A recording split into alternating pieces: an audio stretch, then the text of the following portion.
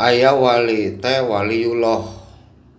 Tawaliullah mah anu dimahfud, anu dijaga tina midamel pamaksiatan. Ai nabi mah maksum.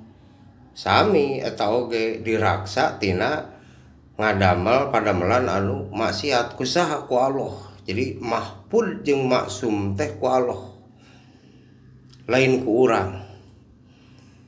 Kaduana aya wali teh wali songo.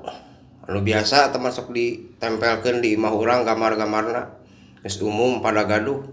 Aya wali teh wali murid eta mah ketua di sekolah, pimpinan kepala di sekolah. Aya wali teh wali anu sok ngawinkeun, wali nikah ngaranna.